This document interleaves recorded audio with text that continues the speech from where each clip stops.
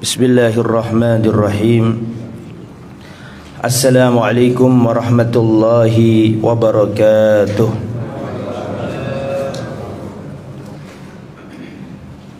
Innal hamdalillah nahmaduhu wa nasta'inuhu wa nastaghfiruh wa na'udzu billahi min shururi anfusina wa min sayyiati a'malina.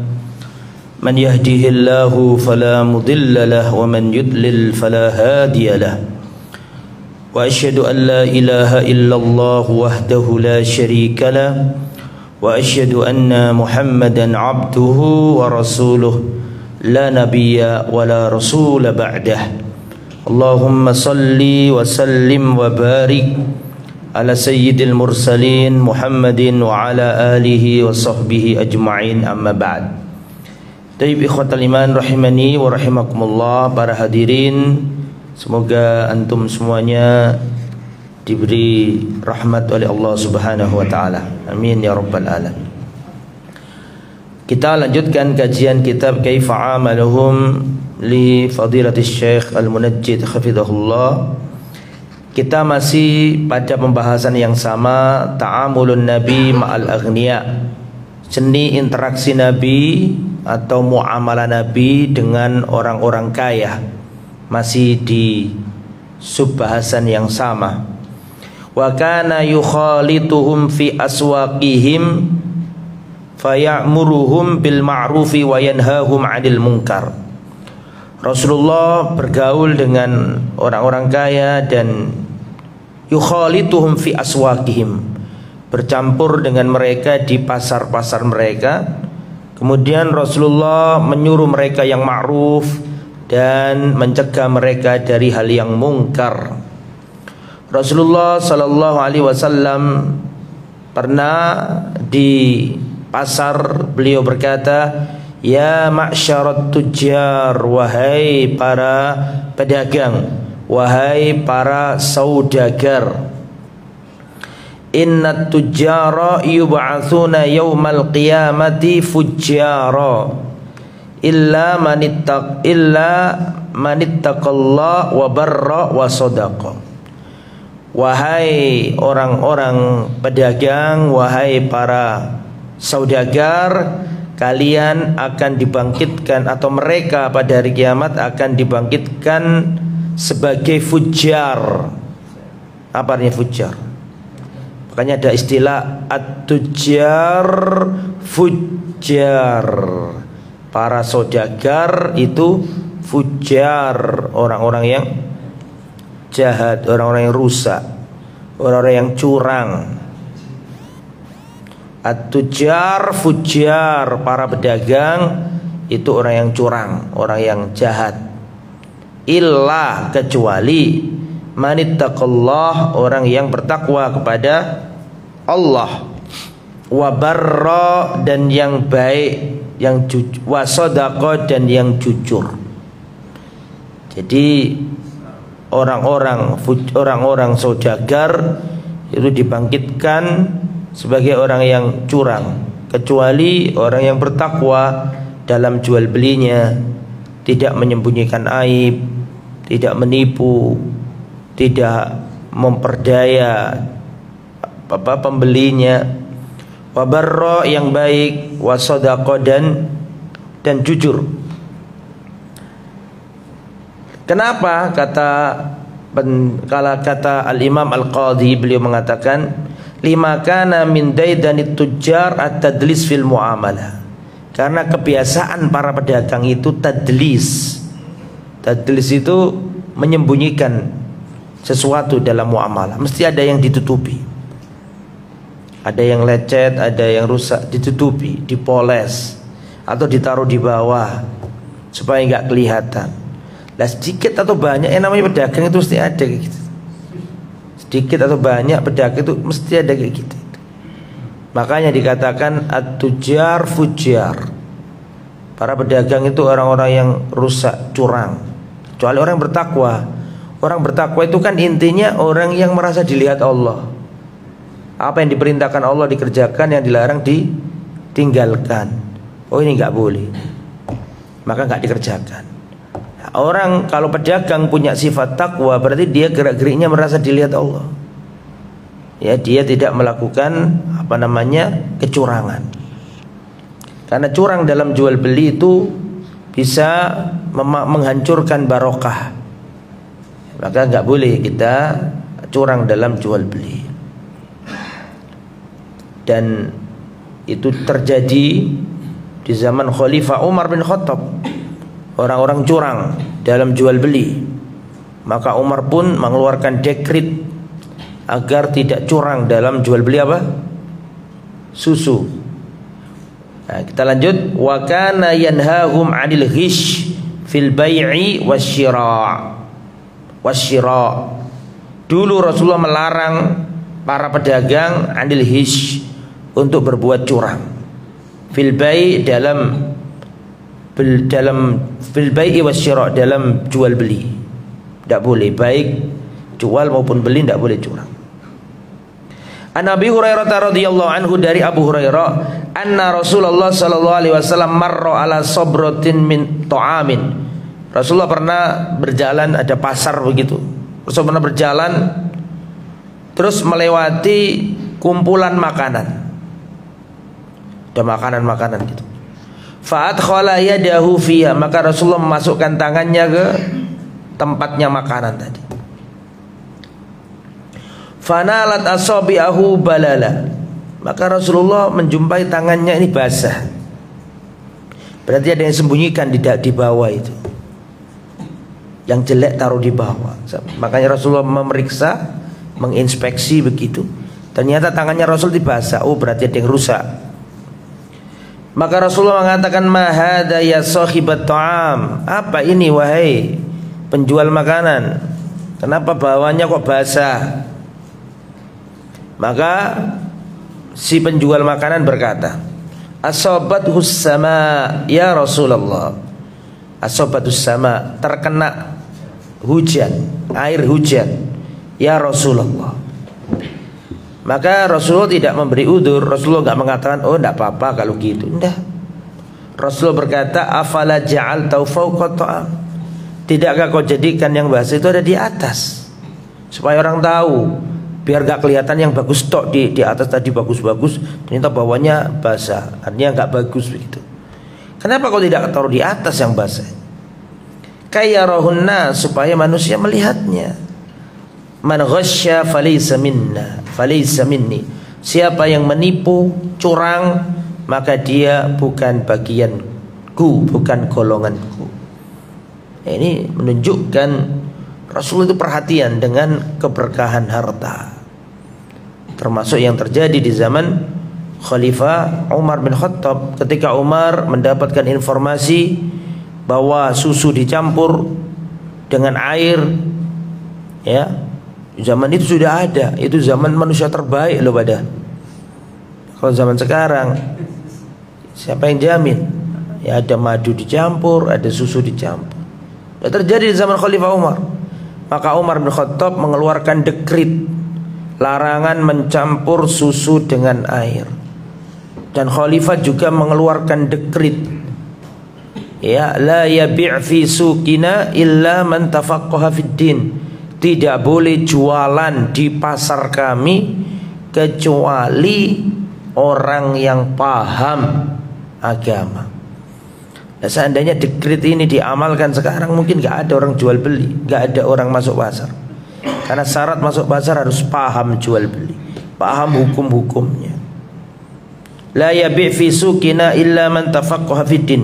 Gak boleh jualan di pasar kami kecuali orang yang paham agama. Terus gak boleh mencampur susu dengan air.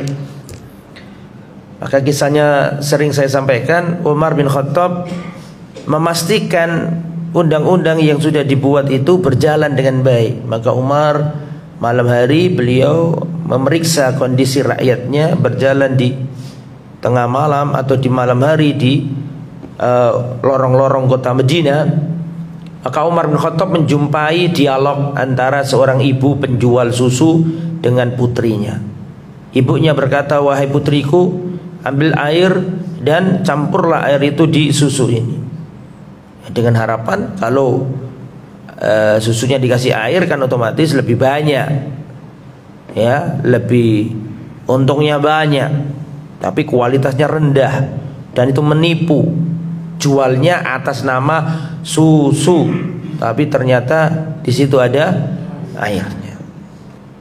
Akhirnya si putri tidak mau. Ndak wahai ibunda, bukankah Khalifah Umar bin Khattab melarang kita curang dalam hal ini? Tidak boleh menambahi susu dengan air.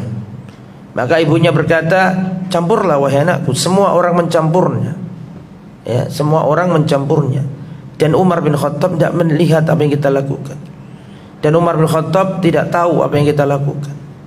Maka sang putri mengatakan, jika Umar tidak tahu, maka sungguhnya Tuhannya Umar maha tahu. Hanya wanita ini tidak mau melaksanakan perintah ibunya, mengamalkan sabda Rasul, la ta'ata li makhluqin fi ma'siyatir Rasul, ya, tidak boleh taat kepada, la ta'ata li makhluqin fi ma'siyatil khaliq, tidak boleh taat kepada manusia dalam rangka taat kepada tidak ada ketaatan kepada manusia dalam hal bermaksiat kepada Khalik, dan ini termasuk bermaksiat kepada Khalik karena khalifah sudah membuat undang-undang yang nggak boleh dilanggar. Maka Umar bin Khattab sangat kagum dengan sikapnya putri dari bakul susu tersebut. Maka Umar pulang ke rumahnya dan memanggil putranya. Siapa nama putranya? Asim. Asim dipanggil, ya Asim ta'al, wahai Asim kesinilah. Berangkatlah menuju tempat ini. Di situ ada rumah. Di rumah itu ada seorang ibu penjual susu. Dia memiliki seorang putri. Nikailah putri bakul susu tersebut. Maka berangkatlah Asim dan akhirnya menikah. Si Asim menikah dengan si wanita putri dari tukang susu tersebut. Kemudian punya putri. Dari pernikahan itu punya putri. Berarti apanya Umar? Cucunya Umar. Cucunya Umar inilah anaknya si Asim ini dinikahi Abdul Aziz. Abdul Aziz termasuk punggawa kerajaan atau dinasti Umayyah. Abdul Aziz punya anak namanya Umar bin Abdul Aziz. Akhirnya jadi khalifah.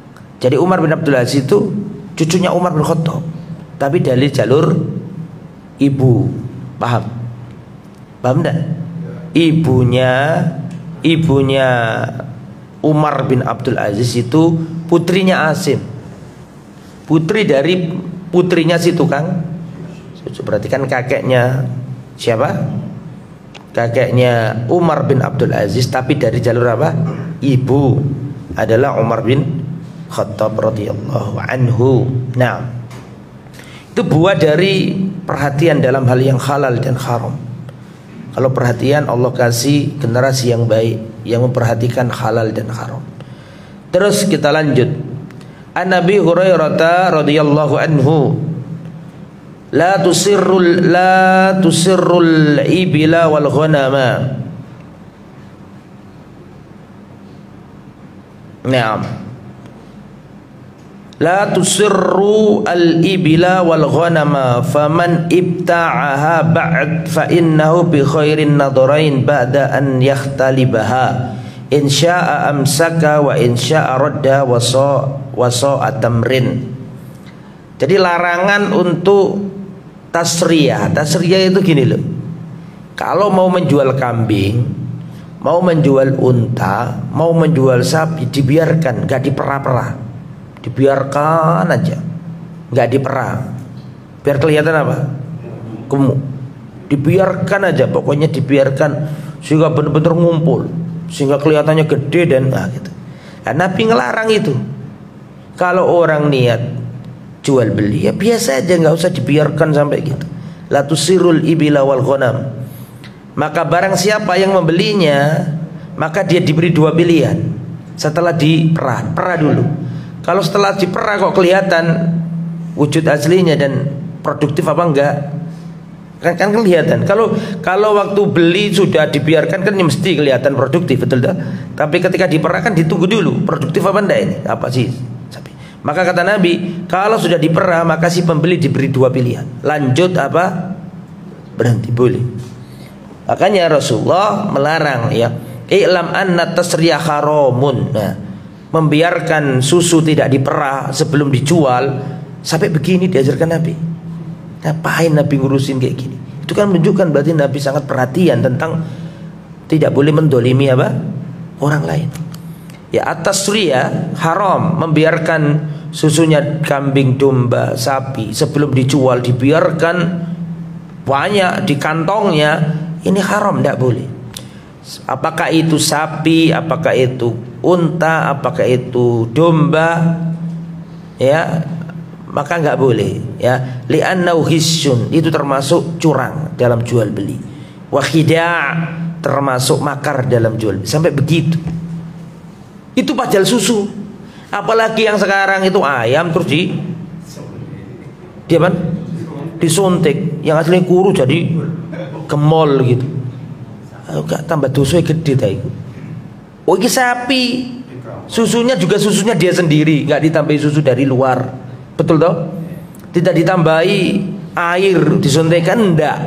Bener-bener susunya dia. Cuman terkesan memberi kamuflase gitu kan. Seakan-akan dia ini gede dan produktif padahal belum tentu. Itu aja nggak boleh.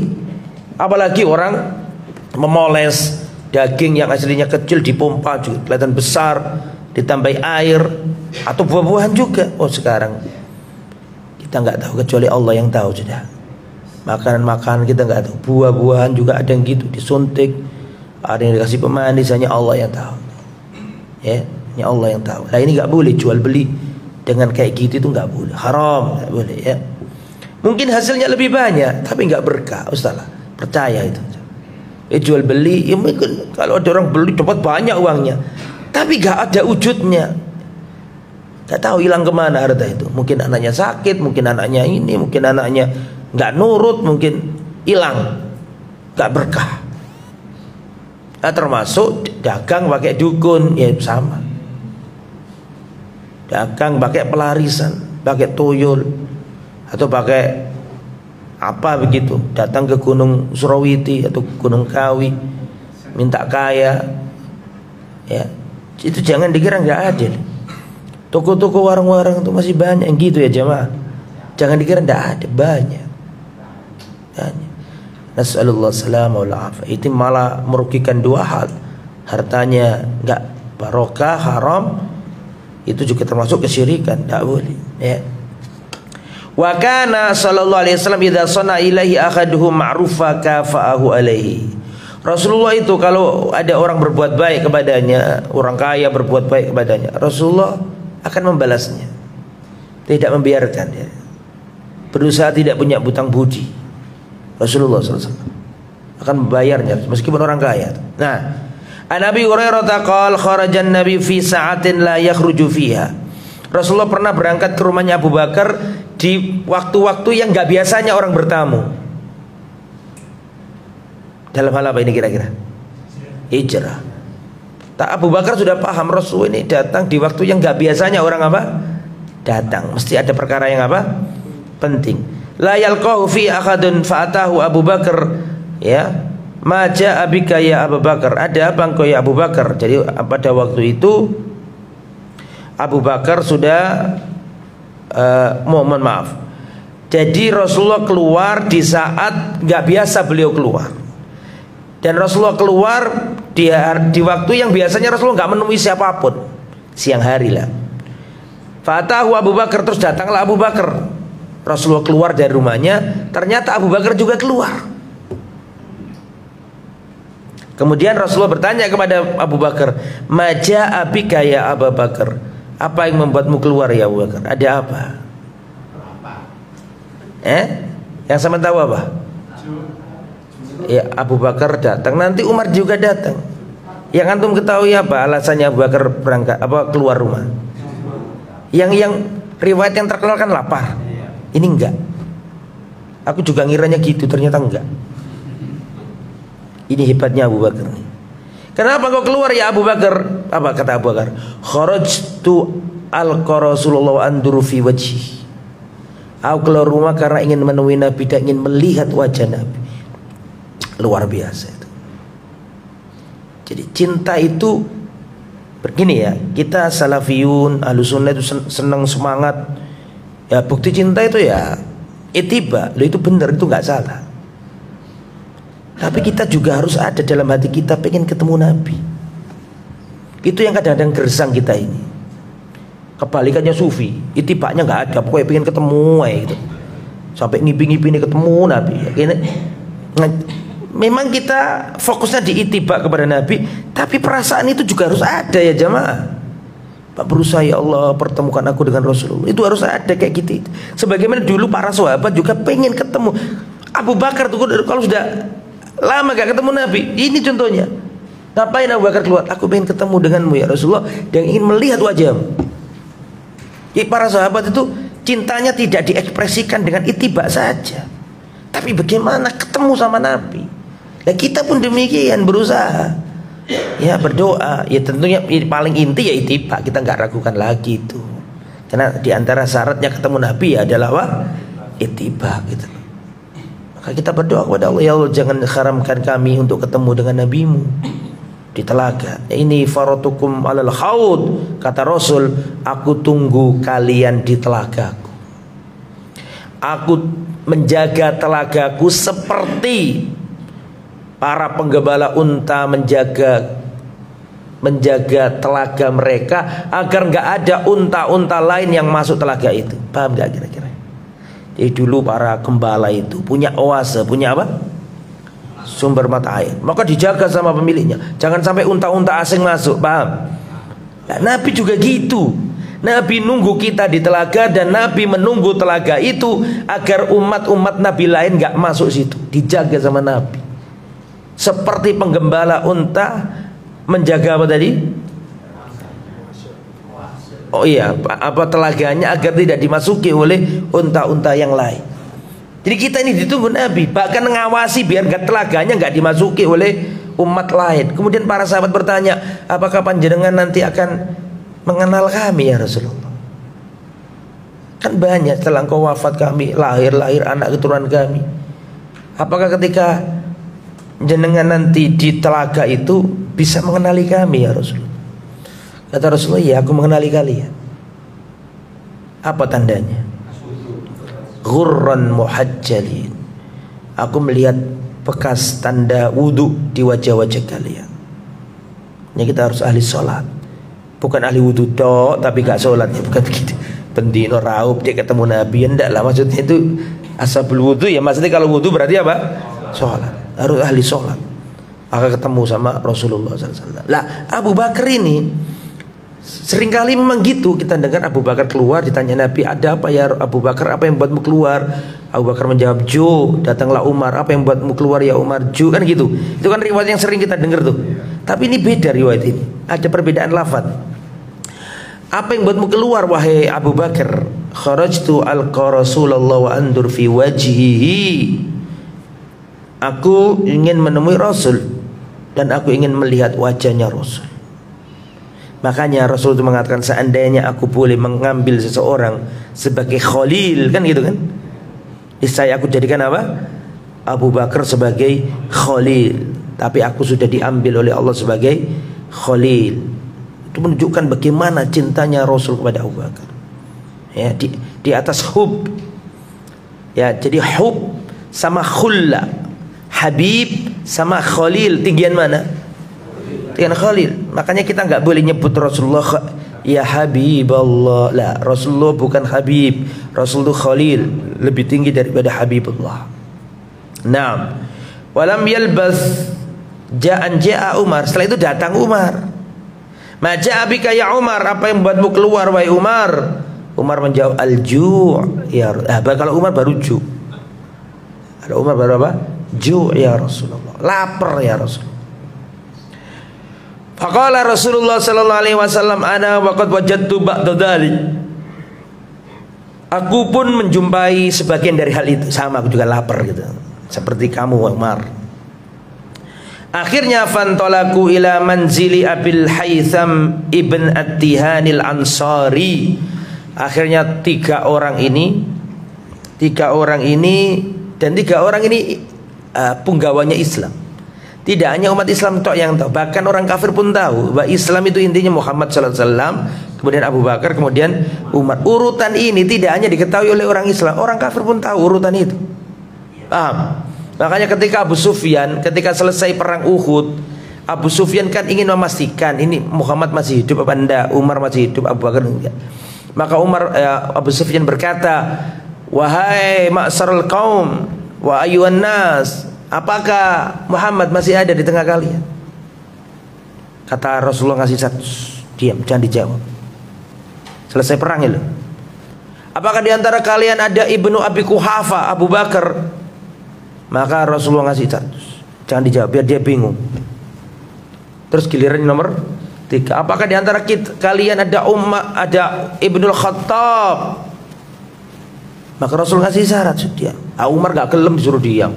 Masa aku sih hidup kok diwara mati? Gak kelem Umar. Aku masih hidup. Dan orang yang kamu sebut tadi, alhamdulillah, tiga-tiganya masih hidup. Umar gak kuat, merasa dihina. Akhirnya Umar menyampaikan tiga-tiganya masih hidup. Kata Abu Sufyan, aku lebih percaya omongan dia daripada omongannya Ibnu Qami'ah. Karena Ibnu Qami'ah ini yang mengklaim Rasulullah terbunuh, dia yang bunuh, padahal enggak, gitu ya.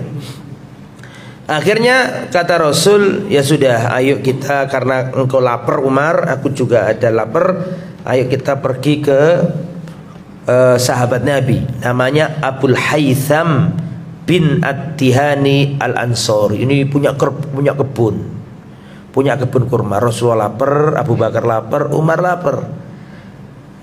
Mereka kan muhajirin, nggak punya ladang, betul ya? Muhajirin kan orang yang imigran, bahasa sekarang imigran. Sedangkan yang punya ladang orang apa? Ansor. Yang punya kebun kurma ya orang Ansor. Maka Rasulullah ngajak, ayo kita ke rumahnya atau ke kebunnya Abul Haytham. Punya kebun gede. Lah kebun kurma biasanya mesti gandengannya di dalamnya ada apa? Ada sumur, itu gandengannya. Ada kebun kurma di dalamnya mesti ada sumur untuk irigasinya, untuk pengairannya. Wa kana rajulan katsiran nakhli, dan Abul Haytham ini orang yang banyak kebun kurmanya. Wasya, dan banyak hewan ternaknya, dombanya banyak. Jadi kebunnya banyak, luas, apa? Ternak dombanya banyak. Lam yakun lahu khadamun, dan dia nggak punya pembantu. Nggak punya apa? Pembantu. Kenapa Abu Hurairah menyebutkan ini Abul Haytham nggak mau membantu? Apa urgensinya disebutkan gitu? Ternyata nanti ketemu. Kenapa Abu Hurairah selaku perawi hadis ini loh kok mengatakan Abul Haytham itu kaya raya, punya kebun kurma banyak, punya hewan ternak banyak, punya apa? Pembantu. Falam yajiduhu, ketika sampai di kebun kurma, maka Rasul, Abu Bakar, Umar tidak menjumpai Abul Haytham, enggak ada di kebunnya. Faqalu limraati, kebun ini berarti di situ juga ada rumahnya dan seterusnya. Kemudian datanglah siapa tadi? Abul Haytham, ya, Abul Haytham membawa air. Kemudian Rasul dan para sahabat tadi diajak ke kebun. Fabasata lahum bisaton, digelarlah gelaran, nggak tahu apa, karpet apa, pokoknya apa, digelarlah sesuatu begitu.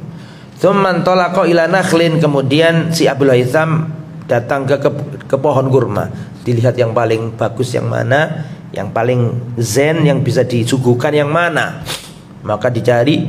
Faja'a bikin win, maka datanglah Abul Haytham dengan setandan, bahasa Jawa ini setundun, bahasa Indonesianya apa?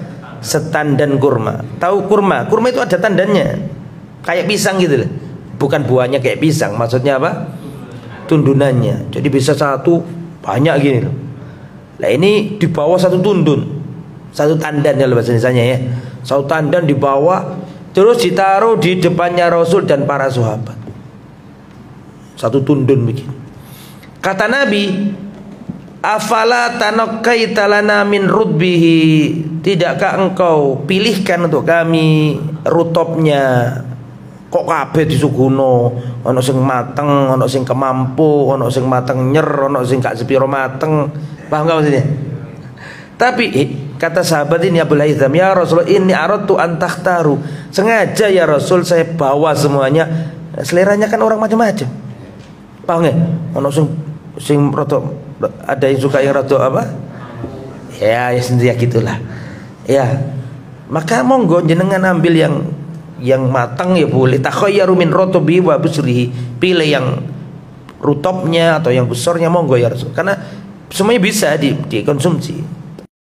Padahal apa di situ itu? Padahal di situ dalun baridun, naungan yang adem. Karena banyak apa tadi? Kurmanya. Naungan yang adem, wa rutobun thayyibun, dan rutop yang lezat, wa ma'un barid, dan air yang si Abul Haytham ini banyak apanya? Banyak kurmanya dan banyak apa satunya tadi? Dombanya. Liyasna lahum to'aman, maka Abu Haytham bergegas niatnya membuat makanan.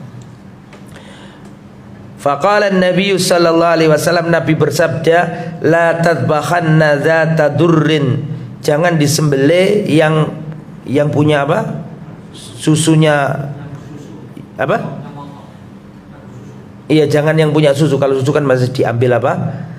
Susunya dikonsumsi, jangan yang itu. Nah, saya timbul pertanyaan, Nabi belum disuguhi kok GR banget. Kalau nyembelih jangan yang ada.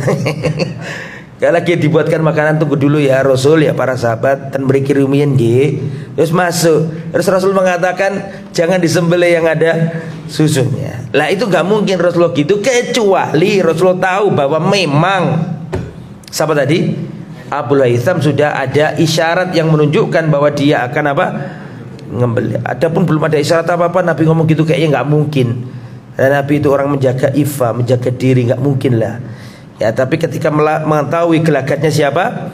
Abu Haytham, dia ingin nyembelih, maka dikasih sama Nabi jangan disembelih yang lagi apa? Punya susu, kan dikonsumsi. Kan domba itu kan macam-macam, ada yang berpotensi punya susu, ada yang tidak berpotensi. Lah yang punya potensi banyak susu jangan disembelih, yang biasa-biasa saja gitu maksudnya. Fadabaha lahum anaqum awjadiyan fa'atahum biya fa'akalu, maka disembelihkan ya yang bagus, terus dimasak. Berarti lama ya nunggunya Rasul itu. Jadi kita kalau datang ke rumah makan atau restoran kok lama nggak disuguh-suguhkan, biasanya kita ngomongnya masih disembelih ya kan kambingnya. Itu disembelih sungguhan ini. Mereka nggak bisa bayangkan lama berarti Rasulullah nunggunya. Fadzabaha lahum anaqum awjadiyan fa'atahum biha fa'akalu. Akhirnya dimasak, ya otomatis nunggunya lama itu. Terus disuguhkan, terus dimakan sama Rasul, sama Abu Bakar, sama Umar. Terakhir Nabi berkata, nah ini penting nih, ini sesuai materi. Tadi kan materinya kan Nabi itu berusaha membalas orang yang apa? Yang tadi yang di awal. Dan Rasul pengen berusaha membalas. Ya. Maka terakhir Nabi kok kebun gede ini, duwe unta, duwe apa tadi? Domba, kok dari tadi gak lihat pelayan. Betul toh? Maka Nabi berkata, halaka khadim. Loh, ente gak punya ada pembantu? La, tidak punya ya Rasul. Fa'idha atana sabiyun fa'tina, nanti kalau ada rampasan perang, ada tawanan perang yang menjadi budak, datanglah kepada aku. Rasul mau ngasih gitu loh maksudnya. Fa'atan nabiyyu bi ra'saini laisa ma'huma thalis. Maka Rasulullah pada waktu itu kedatangan dua tawanan jadi budak. Jangan ngomong Ustaz kok manusia dijadikan budak. Semua, mau Romawi, mau Majusi, mau Persia, mau Cina, mau India zaman itu semuanya punya apa? Budak. Gak bisa kita menghukumi tradisi zaman dulu dengan paradigma zaman sekarang, gak bisa. Inti ngeritik gitu, semua. Bahkan nabinya punya budak. Nabi Sulaiman punya budak. Kurang apa? Jangankan Romawi, Persia, Cina, India, Afrika, Nabi lo punya budak. Betul apa enggak? Nabi Yakub punya budak, Nabi Ibrahim punya budak. Jadi gak bisa kalau ada orang Kristen Islam ini mengharamkan babi tapi membolehkan babu. Maksudnya babi itu apa? Maksudnya babu apa di sini? budak. Kenapa nggak boleh? Nabimu juga, nabi kita sama-sama. Nabi Ibrahim, semua nabi-nabi yang tercantum dalam Injil kan nabi-nabi kita juga kan. Mereka dengan terang nyata juga dikabarkan punya apa? Kita nggak bisa menghukumi suatu zaman lampau dengan tradisi zaman sekarang. Sama dengan nikahnya Rasul sama siapa? Aisyah. Itu hukumnya sekarang nggak bisa. Zaman itu Romawi, Persia, India, semuanya wanita karo balik sudah sah untuk nikah. Gak bisa, itu semua udah tradisi zaman. Jangankan zaman dulu, zaman mbak-mbak kita di desa loh, gitu kok. Puru-puru zaman 1400 tahun yang lalu zamannya Nabi. Mbak-mbak kita di desa itu loh. Dulu balik ya sudah dinikahkan, biasa itu, nggak ada yang protes. Memang zamannya. Berhubung sekarang ada perlindungan anak, wa ma adraka ma perlindungan anak. Nah itu beda lagi, ya kan? Tapi dulu biasa. Kembali ke materi. Dibawalah dua budak ke Rasulullah Sallallahu Alaihi Wasallam. Akhirnya fatahu Abul Haytham datang. Abul Haytham datang. Nabi punya apa tadi? Punya dua tawanan. Maka kata siapa? Kata Rasul, kan ada dua tadi kan? Ikhtar minhuma. Silakan Abul Haytham pilih yang mana? Ya Nabi Allah ikhtarli, ya Rasul panjenengan saja yang memilihkan. Ini baik banget nih orang. Siapa namanya tadi? Abul Haytham. Yo enggak serakah, yo baik, yo nurut, ya dermawan. Ya, enggak mungkin Rasulullah itu bertamu ke orang yang salah ya jemaah. Rasulullah kenapa bertamu ke rumahnya Abul Haytham? Ya karena Abul Haytham orang yang baik. Sudah dikasih loh, suruh milih. Jenengan mawon ya Rasulullah yang memilihkan. Kata Rasul, innal mustasyar mu'taman. Oke, orang yang dimintai pendapat memegang amanah. Saya pilihkan yang baik ya gitu. Khudh hadza, ambil yang ini saja. Fa inni ra'aituhu yusolli, aku melihat dia sholat. Cuf.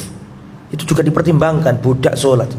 Perhatikan, fa inni ra'aituhu yusolli wastausi bi ma'rufa. Dia ini budak tapi Masya Allah dia sholat baik. Kalau kau ambillah yang ini dan perlakukan dia dengan yang baik.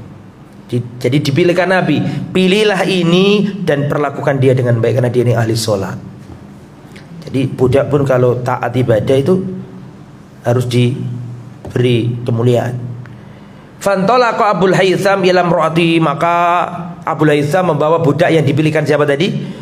Rasul ahli sholat, dibawa ke rumah, seneng punya pembantu baru, dikasihkan, dibawa ke istrinya. Fa akhbaraha biqauli Rasulillah. Kemudian Abul Haytham berkata kepada istrinya, tadi Rasulullah berkata kita dipilihkan Nabi, dan Nabi berkata ambillah yang ini karena dia ini ahli sholat, dan kita disuruh memperlakukan budak ini dengan baik. Hebatnya lagi istrinya ini. Anta bibalihin ma qala fihi nabi illa an tu'tikahu. Kalau Nabi sudah berkata seperti itu, engkau gak mungkin bisa melakukannya. Dia ini ahli sholat, perlakukan dia baik, perlakukanlah dia dengan baik. Kalau Nabi sudah ngomong kayak gitu, engkau gak bisa melakukannya, karena berbuat baik kepada budak adalah dengan membebaskannya. Paham gak Pak? Gak bisa berbuat apa baik apalagi wong budak jenis budak itu kongkon-kongkoni. Betul apa enggak? Jadi perlakuan baik kayak gimana? Gak bisa kecuali kita merdekakan budak ini. Baru turun oleh 1 jam, baru dapat, dibawa pulang. Ini menunjukkan istrinya juga istri yang baik, soleha. Apa yang diomongin Nabi tadi? Kata Nabi dia ini ahli sholat, perlakukan dia dengan baik. Ya sudah, kau gak bisa berbuat baik kepadanya kecuali kau memerdekakan. Akhirnya dimerdekakan sama Abul Haytham ini. Subhanallah. Sampai Nabi itu senang dengan apa yang dilakukan siapa? Dan padahal butuh loh Abul Haytham ini, punya harta banyak, butuh ada yang bantu. Tapi berhubung istrinya solihah dan istrinya ngomong kalau gitu ya kita harus merdekakan. Kita nggak mungkin bisa berbuat baik kepada budak ini, dia ahli sholat, ya kita merdekakan aja kalau gitu. Subhanallah. Maka dimerdekakan sama Abul Haytham atas nasihat dari siapa? Istrinya. Kabar ini sampai ke Nabi. Akhirnya Nabi berkata, Innallaha lam yab'ats nabiyyan wala khalifatan illa walahu bitanatan. Maka Nabi mengomentari dan berkata, sesungguhnya tidaklah seorang nabi diutus kecuali diberi bitonah, teman-teman baik. Maksudnya Abu Haytham termasuk orang yang baik. Sulit lo cari orang kayak gini. Innallaha lam yab'ats nabiyyan wala khalifatan illa walahu bitonatani. Tidaklah seorang nabi diutus atau khalifah diutus kecuali diberi oleh Allah 2 bitona. Bitona itu mendekat. Bitona ta'muru bil ma'ruf wa tanha 'anil munkar. Bitona yang mengajak kepada yang ma'ruf, mencegah yang mungkar, dan bitona yang jelek. Dan siapa namanya tadi? Abu Haytham termasuk diberi Allah bitona. Bitona ngerti bitona? Teman dekat. Istri termasuk bitona. Ya. Wa may yuqabitana tasu faqad wuqiya. Barang siapa dijauhkan, dijaga dari teman dekat yang rusak, maka dia telah dijaga oleh Allah. Saya punya teman yang baik itu luar biasa. Ini kisah tentang siapa? Abu Haytham. Itu banyak pelajaran sebenarnya itu dari kisah apa tadi? Abu Haytham tadi itu. Nah, di antaranya ya apa? Di antaranya apa? Pelajarannya di situ. Fadlu Abu Bakar, keutamaan Abu Bakar. Dia itu kalau nggak ketemu Nabi itu khawatir begitu loh Abu Bakar itu. Maka beliau datang kepada Rasulullah SAW. Kemudian ikhwatal iman, di antara faedah juga kita harus syukrun ni'mah. Kita harus mensyukuri apa? Nikmat. Jadi barang nasi yang tidak kita makan, yang kita biarkan gak kita makan, itu ada hitung-hitungannya dari. Jangan kira gak ada hitung-hitungannya. Nasi yang gak habis itu, kata Nabi, summa latus'alunna yauma idin anin, kamu akan ditanya atas nikmat yang Allah berikan. Jadi kalau kita membuang makanan, kita datang ke restoran, beli banyak, terus gak dimakan, atau kita di rumah kita banyak makan gak kita makan, jangan Anda berkata gak apa-apa Ustaz, murah itu, nanti beli lagi gak apa-apa. Loh, bukan karena kamu kaya ya akhi, itu ada hisabnya. Ya, makanya kalau sudah sekiranya nggak ente makan dan barangnya bagus, segera kasihkan orang.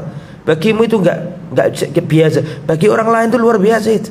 Kasihkan orang, jangan biarkan makanan menumpuk di kulkas. Tsumma latus'alunna yauma idin. Di Mesir, di Arab itu ada roti kecacaran, takut mereka itu. Bukan takut nggak bisa beli, itu murah harganya kalau roti itu. Ada roti terbuang sia-sia di jalan, itu takut loh. Takut apa? Azab Allah turun, kita dibikin oleh Allah kelaparan gara-gara nggak bisa mensyukuri nikmat. Siapa yang sangka dulu Suriah itu dia makmur, enak hidupnya, makanan berlimpah-limpah. Sekarang cari makanan nggak ada, orang cari tempat sampah cari makanan. Ya, makanya makanan bukan hanya sekedar Anda kaya, Anda mampu beli, bukan itu. Masalahnya kita ini nggak bisa mensyukuri nikmat. Khawatir Allah utus kelaparan kepada kita supaya kita tahu bagaimana dahsyatnya punya nikmat berupa apa? Makanan. Hati-hati.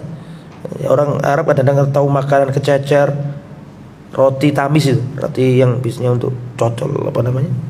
Kecacaran diambil, dicium, ditaruh di atas biar dimakan apa? Burung. Kalau itu kecacaran nggak boleh, makanan disisiakan. Adab Allah akan turun kepada kaum yang tidak bisa mensyukur nikmatnya. Termasuk nikmat itu makanan. Nasi jangan dibuang-buang ya jemaah. Jangan, ada satu butir itu ada hisabnya. Nabi yang ngomong, "Tsumma latus'alunna yauma idin anina." Ya, termasuk kita ini, para ibu-ibu, para bapak-bapak, ibu-ibu, apalagi ibu-ibu sosialita itu.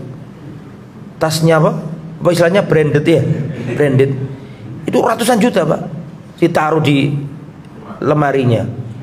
1 tahun berikutnya sudah gagal, serinya sudah kedaluarsa, beli lagi Pak. Padahal itu tujuannya kanggo kundangan tok. Betul apa enggak? Cek ketahuan koncone. Ini salah wis kalah saya tuku lagi. Itu luar biasa. Orangnya 1, tasnya bisa 10. Betul. Ibu-ibu sosialita itu Pak. Sepatu kakinya 1 pasang, tapi sandalnya bisa 20 pasang. Sampai dibuatkan rak khusus ini sepatu ini, sepatu ini sepatu untuk ke party, sepatu untuk ke pantai, sepatu untuk terus gak dipakai lama, sudah gak masih bagus sebenarnya, tapi dianggap kuno, beli lagi. Dikira gak ada hisabnya. Kalau masih bisa dijual-jual, kasihkan ke anak yatim tuh. Ya, tsumma latus'alunna yauma idzin anid. Nah, hati-hati kita juga demikian. Kemudian di sini di antara faedahnya juga bagaimana tulusnya seorang sahabat Nabi yang bernama siapa tadi? Abul Haytham, orang baik. Orang baik, Abul Haytham. Dan Rasulullah tadi ketika Abul Haytham belum datang, Rasulullah belum masuk. Nunggu siapa? Nunggu suaminya. Istrinya juga nggak membiarkan masuk, nyugi-nyugi. Yang nyugi siapa? Istrinya apa? Abul Haytham. Abul Haytham itu juga fikih bertamu. Fikih dalam bertamu. Ya nunggu dulu, jangan nggak ada suaminya masuk. Ya. Itu. Masih banyak faedahnya tapi ya kita anggap cukup. Terus selanjutnya mana tadi Abu Haytham? Ini. Wa kana yad'u lahum bil barakah. Rasulullah biasanya mendoakan keberkahan bagi orang-orang kaya yang baik-baik, didoakan sama Nabi. Ini kan masih judulnya Nabi dan orang kaya, masih judul yang sama. Faqad da'a li Abdurrahman bin Auf bil barakah fi malihi. Rasulullah pernah mendoakan hartanya Abdurrahman bin Auf. Abdurrahman bin Auf kan terkenal dengan kekayaannya. Betul toh? Padahal dia hijrah ke Madinah nggak bawa apa-apa. Lah kebetulan Abdurrahman bin Auf ini dipersaudarakan Nabi dengan orang Ansor yang kaya raya. Siapa namanya? Sa'ad bin Rabi', kaya raya. Sampai Sa'ad bin Rabi' mengatakan, wahai Abdurrahman bin Auf, kau ini saudaraku. Rasulullah sudah mempersaudarakan. Aku ini orang Ansor yang paling banyak hartanya. Saya akan paruh jadi dua, separuh untukku dan separuh ambillah untukmu.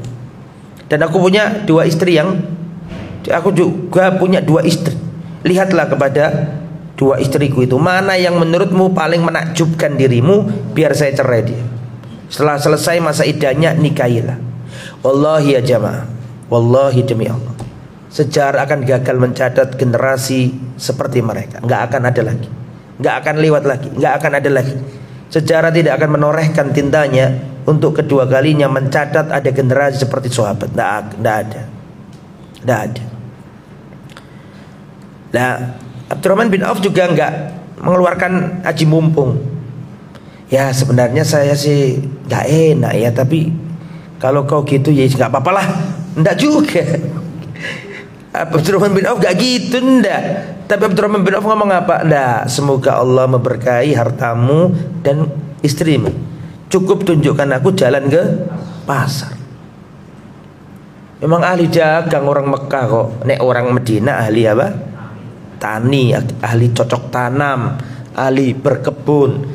Nah, kalau penduduk Mekah nggak punya basic tanam, orang Mekah gersang, kayak ditunjukkan ke pasar. Selang beberapa waktu kaya raya Abdurrahman bin Auf.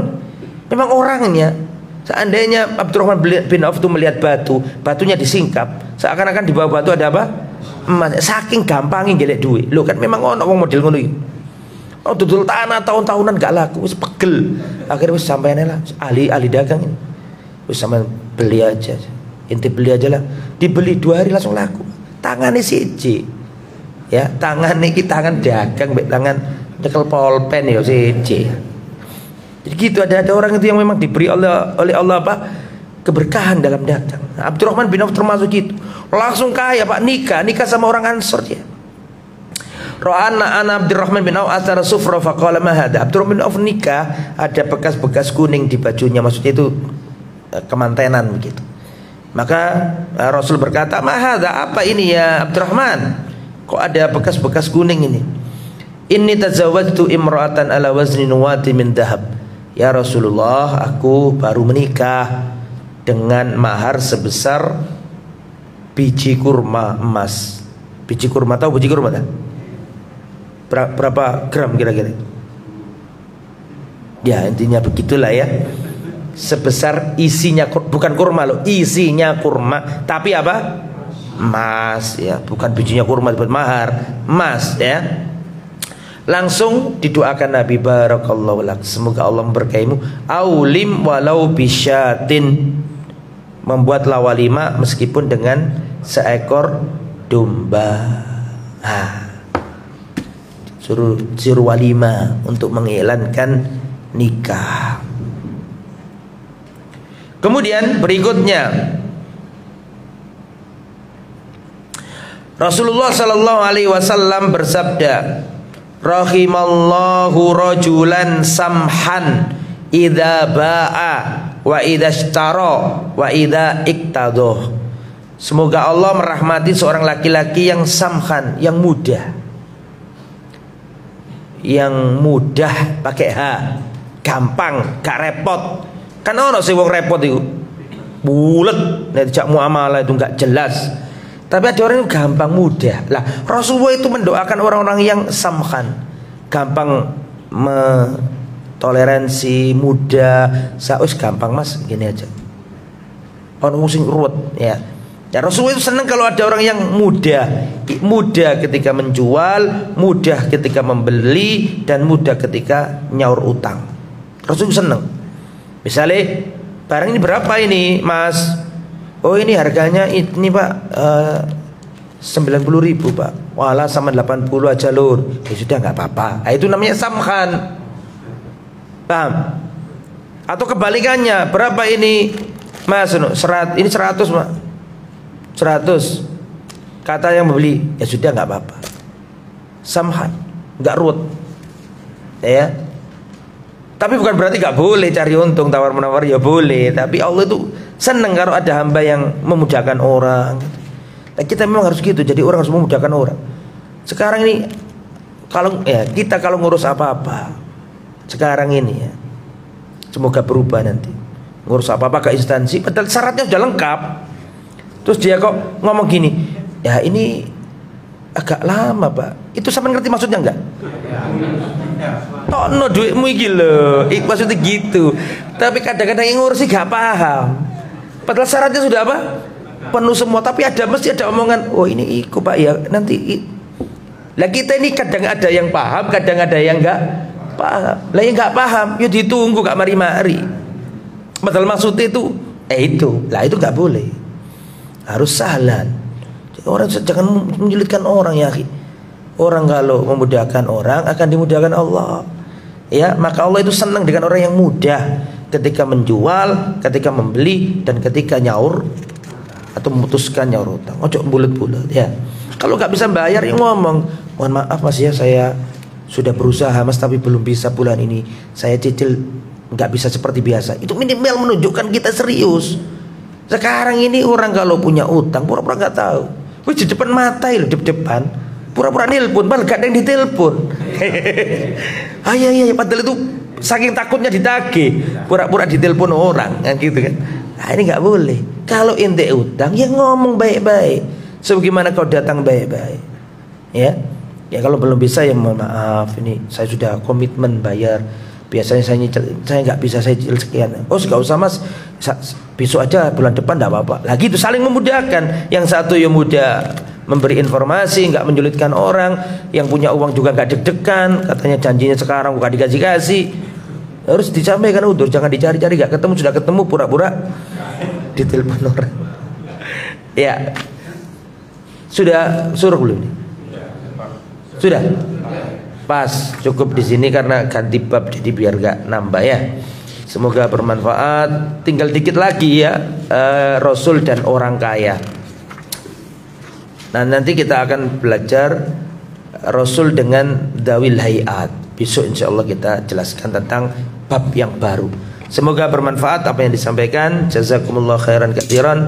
Kita tutup dengan kafaratul majlis. Subhanakallahumma wa bihamdika asyhadu an la ilaha illa anta astaghfiruka wa atubu ilaik. Assalamualaikum warahmatullahi wabarakatuh.